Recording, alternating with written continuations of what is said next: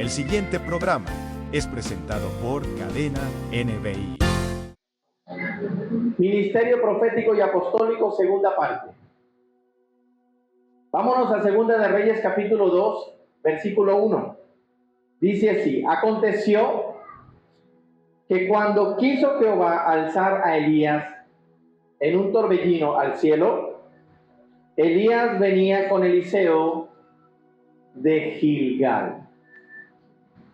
En este texto podemos ver una de las riquezas que Dios tiene.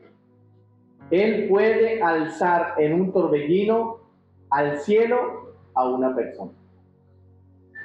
Es obvio que no lo hace con todos. Solo lo hizo con Elías. Así que si alguien le pide eso a Dios, no pasará, porque está tentando a Dios, es decir, está retando a Dios. Hay cosas en la Biblia sobrenaturales que pasaron una sola vez y no podemos de ello hacer doctrina. Ahora, ¿qué significa ser alzado en un torbellino? Mire esto. Segunda de Reyes 2:11. Dice: y aconteció que yendo ellos y hablando, he aquí un carro de fuego con caballos de fuego apartó a los dos, y Elías subió al cielo en un torbellino. Un torbellino, según este texto, es un carro de fuego con caballos de fuego. Pero para nosotros, ¿un torbellino qué es? Un viento espiral. Pero para la Biblia, ¿qué es un torbellino? Un carro de fuego con caballos de fuego. ¿Vamos bien? El fuego en la Biblia representa los espíritus. Eso representa el fuego. Mateo capítulo 3, versículo 11. Dice: yo a la verdad os bautizo en agua para arrepentimiento.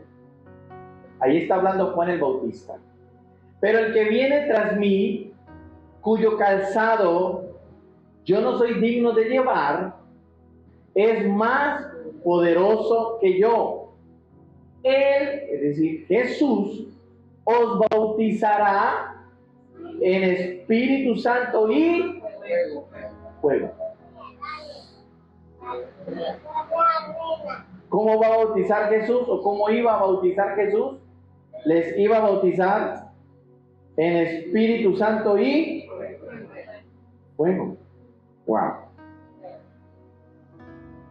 Qué interesante. Espíritu Santo. Entonces, un torbellino para nosotros es un viento que da círculos, un remolino. Pero en la Biblia, un torbellino, ¿qué es? Carros de fuego y caballos de fuego. Los carros de fuego estaban jalados por caballos de fuego. Y ahora, caballos en la Biblia también representan los espíritus. ¿El fuego que representa? Los espíritus. Espíritus. El fuego representa espíritus. Por eso Jesús dijo, Juan dijo que Él les bautizará en el Espíritu Santo y fuego. Eso quiere decir que es un carro conformado por espíritus. ¿Está escuchando? El carro que se llevó a Elías, un carro conformado por espíritus. Está diciendo el texto en Segunda de Reyes 2:11, es que los carros de fuego estaban siendo jalados por caballos de fuego.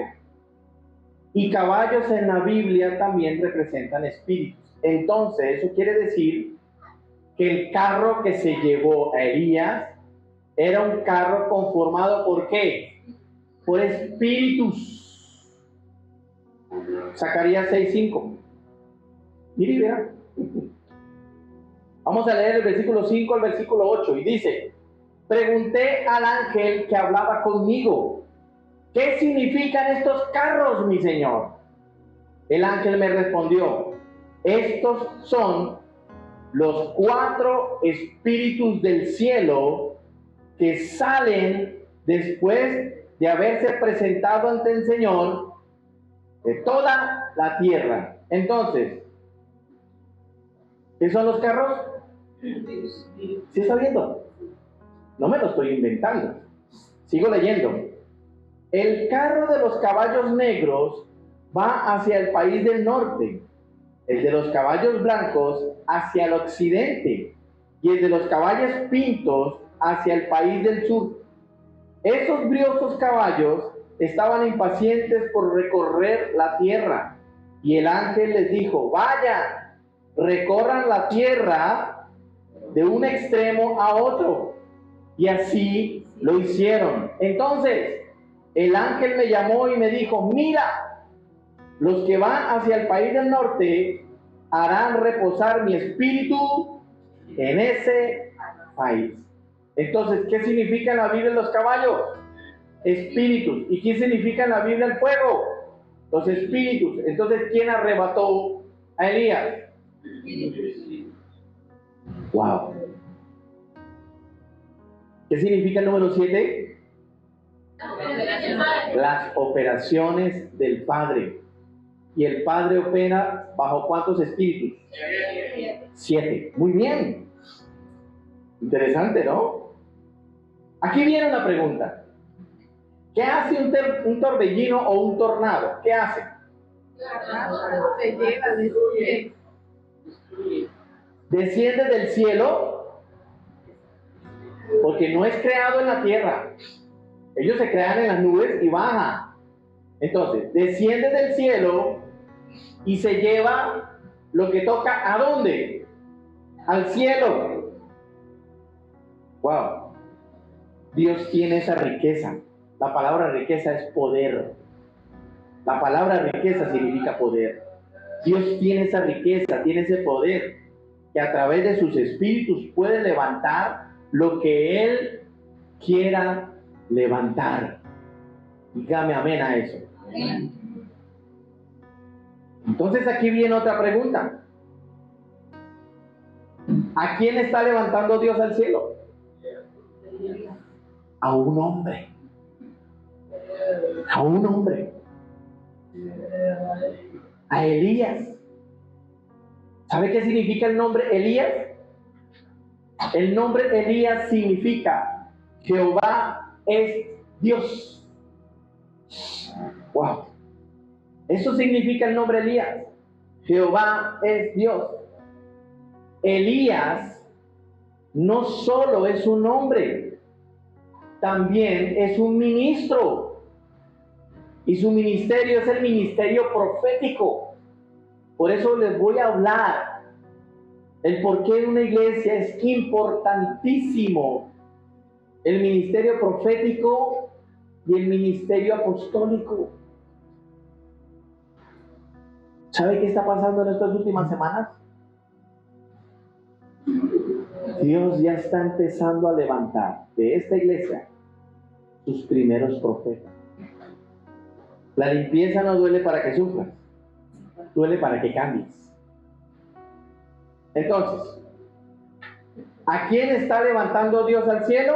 A un hombre, a Elías, cuyo nombre significa Jehová es Dios. Elías no solo era un hombre, también era un ministro, y su ministerio era el ministerio profético. Al ser levantado hasta el cielo en un torbellino, significa que Elías no murió. Esto quiere decir que el ministerio profético es un ministerio permanente para todos los tiempos. ¿Por qué el ministerio profético es vivo, permanente e itinerante? ¿Sabe qué significa itinerante? que siempre está ocupado. Algunos, de manera muy ligera, le piden a Dios el ministerio profético sin saber lo que están pidiendo. Es un ministerio sin descanso, porque tiene itinerario constante. Segunda de Reyes, capítulo 2, versículo 2. Mire lo que dice. Y dijo Elías a Eliseo: quédate ahora aquí, porque Jehová me ha enviado a Betel.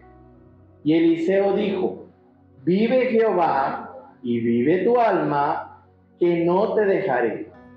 Descendieron pues a Betel.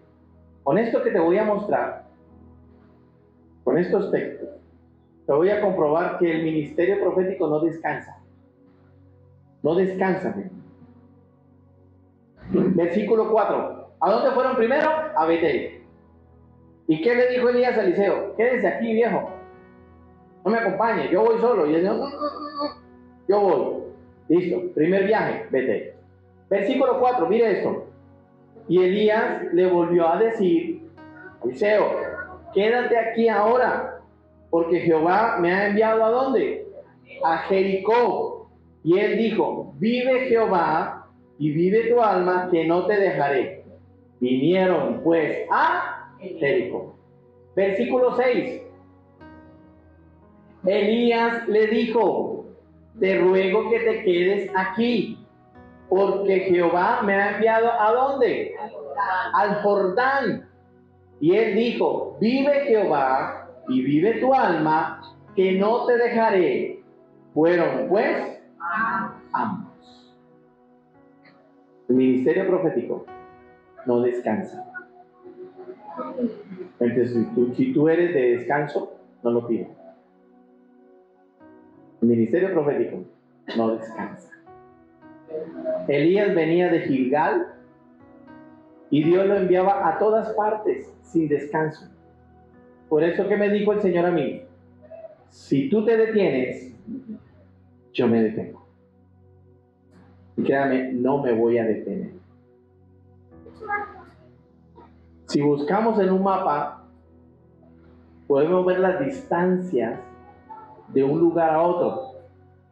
Eran lejos y no viajaban en avión.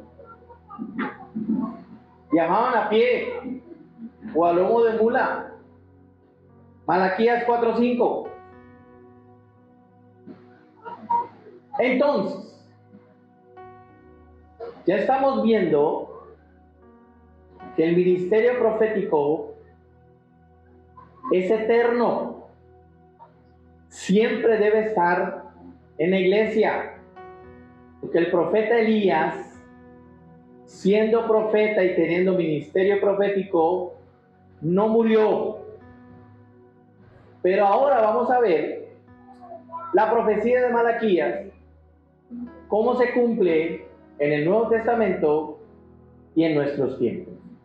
Malaquías 4:5 dice: he aquí, yo os envío el profeta Elías antes que venga el día de Jehová grande y terrible. ¿Cuál es el día de Jehová grande y terrible? La tribulación y la gran tribulación. Antes no vamos, pero el día grande y terrible es de la tribulación y es de la gran tribulación. Este texto dice que antes de eso, Dios enviará al profeta Elías. Cuando usted lee el texto de manera literal, usted cree que Dios va a enviar a Elías en carne y hueso. No es así. Aquí Dios habla en los tiempos de Malaquías, es decir, ya Elías no estaba en la tierra aproximadamente 500 años. Elías ya se había ido con el Señor y 500 años después Dios lanza la profecía en Malaquías: en los últimos tiempos enviaría al profeta Elías. Es decir, que Dios está hablando de hoy. La misión principal del ministerio de Elías o del ministerio profético es que se va a manifestar antes de la segunda venida de Cristo. Dígame amén. Después del arrebatamiento de la iglesia. Malaquías 4:6. Mire esto. Él hará volver el corazón de los padres hacia los hijos y el corazón de los hijos hacia los padres, no sea que yo venga y hiera la tierra con maldición. Cuando dice Él hará volver, ¿a quién se hace referencia? Al profeta Elías. Este texto dice que el ministerio profético tendrá una función principal: reconciliar a los padres con sus hijos, restaurando la familia. ¿Qué es lo que más está quebrado hoy en día en la humanidad? La familia. Pero Dios dijo: yo enviaré el espíritu de Elías para que restaure la familia. Díganme amén. Amén. Si el ministerio profético hoy no existiera, entonces ¿por qué Dios lo usará en los últimos tiempos? Mire, Juan el Bautista, antes de nacer, ya había sido profetizado por el ángel. Esa es otra riqueza de Dios. Hacer que ese niño llamado Juan operara el ministerio de Elías. ¿Sabe qué acabamos de hacer ahora con los niños? De ahí se va a levantar un profeta. Un o una. De ahí se va a levantar, mi hermano. De ahí se va a levantar. Pobrecitos. Pero bienvenidos al club de los que no dormimos. Mire qué interesante. Lucas 1:17. Mire lo que dice. E irá delante de él con el espíritu y el poder de Elías, para hacer volver los corazones de los padres a los hijos y de los rebeldes a la prudencia de los justos, para preparar al Señor un pueblo que bien dispuesto. ¿Sí ve por qué una iglesia necesita de un profeta? O necesita de profetas. Escúcheme bien, por favor. La función del profeta, bíblicamente hablando, no es decir, así te dice el Señor.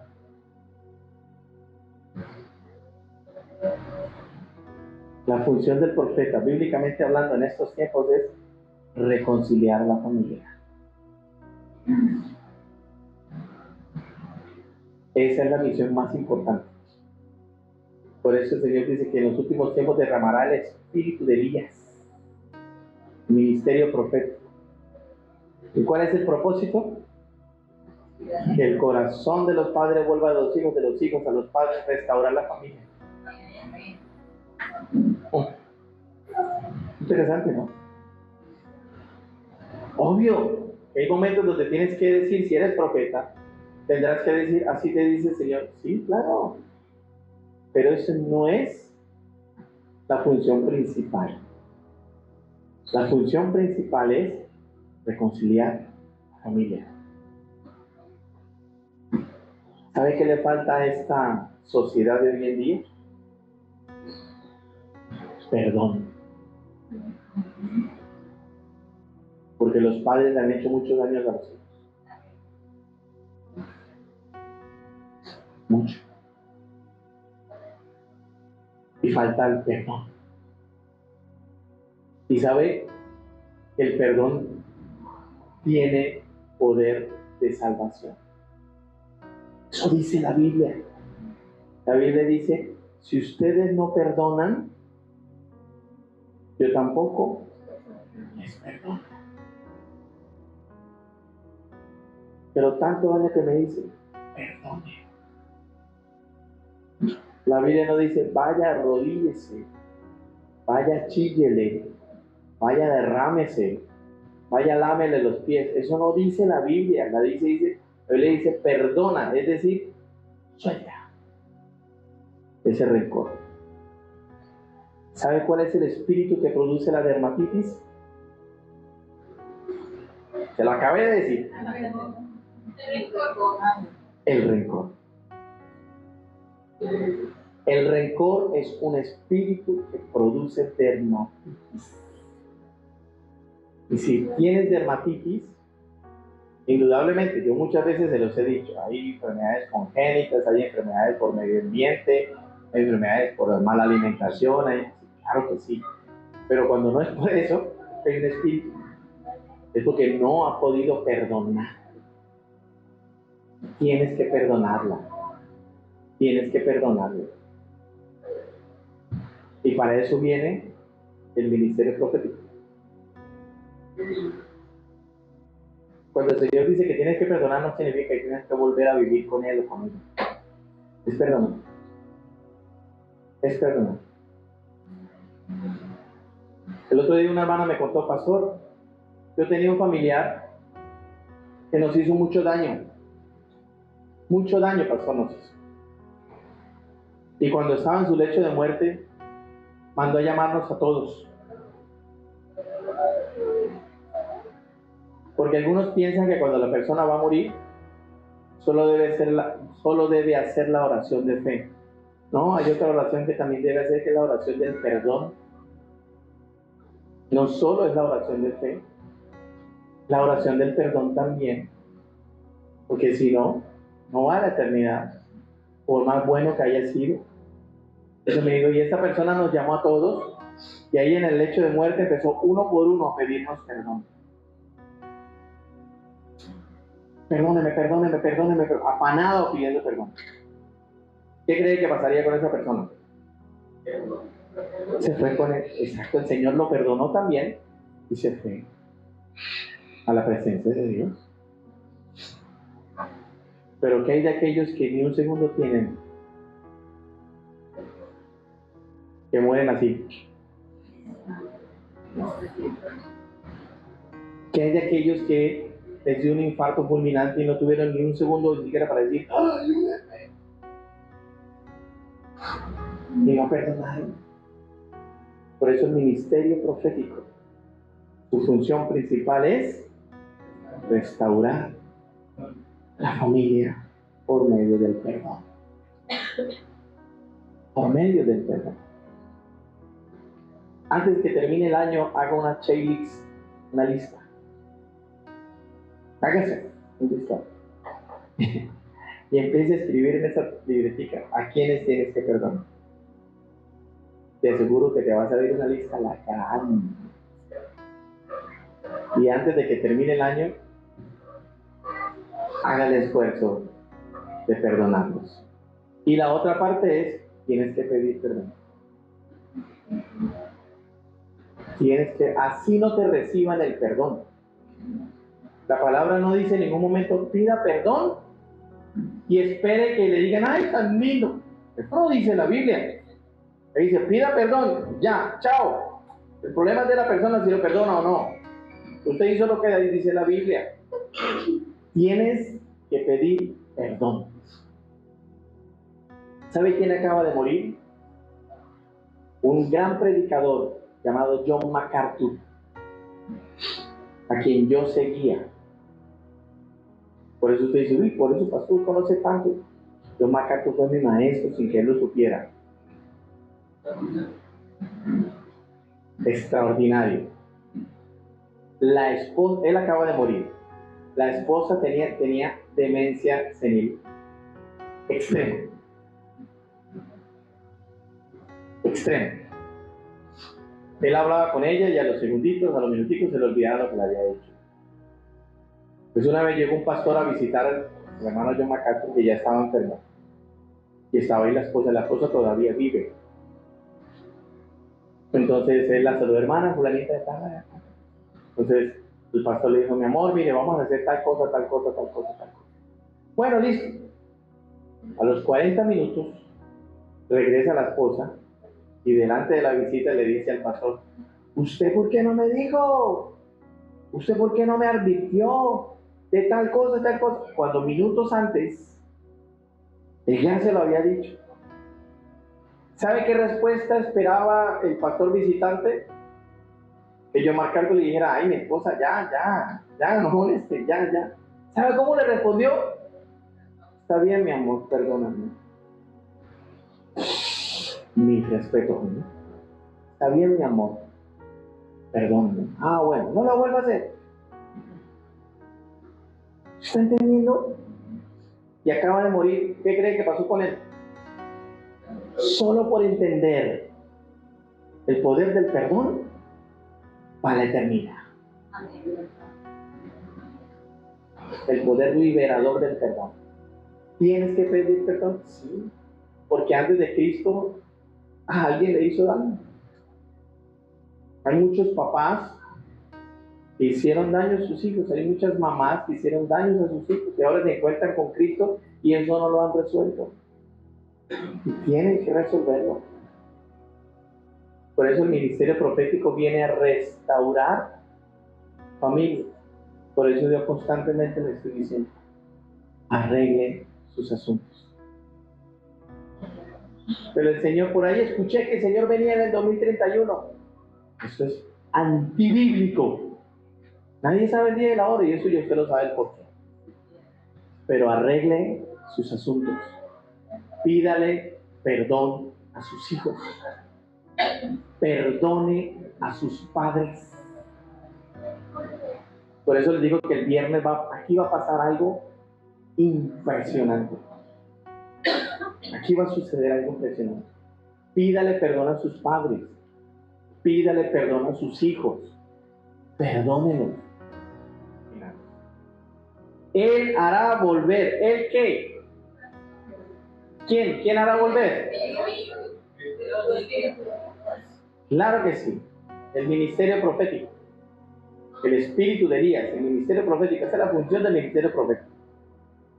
Él hará volver el corazón de los padres hacia los hijos y el corazón de los hijos hacia los padres. Hasta ahí va bien. Pero mire esta joya que aparece. No sea, es decir, que si no lo hace, no sea que yo venga. Es decir, si no lo hace, Dios viene y hiere la tierra con maldición. ¿Quién es la tierra? Nosotros. ¡Wow! ¿Es serio?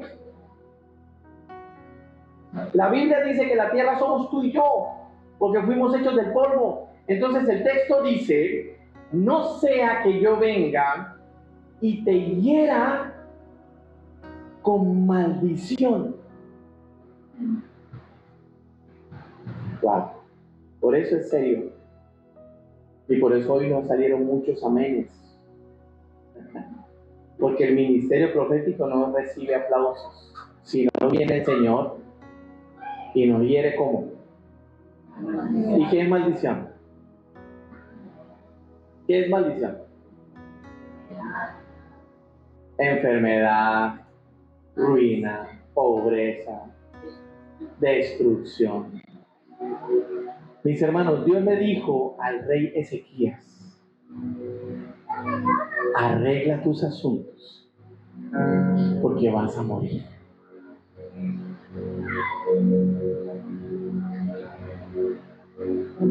Y Ezequías no lo entendió. Él no quería morir. Y clamó, y oró, y rogó a Dios. Y Dios le dijo: ok, te voy a añadir 15 años más. Si Ezequías hubiera entendido que tenía que arreglar sus asuntos. ¿Qué es arreglar sus asuntos? Lo que te acabo de decir. Arreglar tus asuntos no es hacer el testamento. Obvio que si tienes herencia, déjalo todo arreglado, no hace que sus hijos se agarren de los bigotes cuando usted no esté. Pero arreglar sus asuntos, ¿qué es? Ya lo aprendimos. Liberarse de la maldición, de la falta de perdón.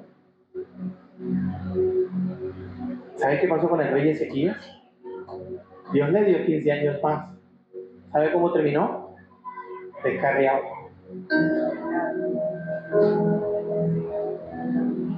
Si Ezequías hubiera entendido que cuando Dios le dijo, ya, arregla tus cosas, ya, se hubiera ido en paz. Pero quiso doblarle la voluntad a Dios.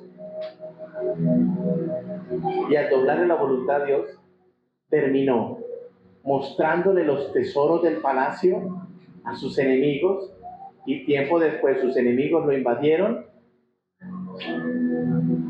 y lo borraron del papel. Arregla tus asuntos. Comienza esta semana. Arregla tus asuntos. Si puedes hacerlo desde hoy, mejor. Si tienes que pedirle perdón a tu mamá y tu mamá ya no te habla, mándele un mensaje. Mamá, te pido perdón en el nombre de Jesús, de corazón. Te bendigo. Ya no tienes más nada que decir. Y te va a pasar lo que me está pasando. Vas a ser libre. Si tienes que perdonar a tu papá, mándale un mensaje. Es que le estoy llamando, no me contesta. No lo llames. Mándale un mensaje. Si tienes que perdonar a tus hijos, pero yo no me veo con ellos, ya no viven en Colombia, mándales un mensaje. Hijo, hija, te perdono en el nombre de Jesús y te bendigo. Ya. Pero si al contrario tienes que pedir perdón, haz lo mismo. Mándale un mensaje. Hija, te pido perdón por el daño que te hice. Yo no conocía a Dios. Ahora sí lo conozco. Perdóname.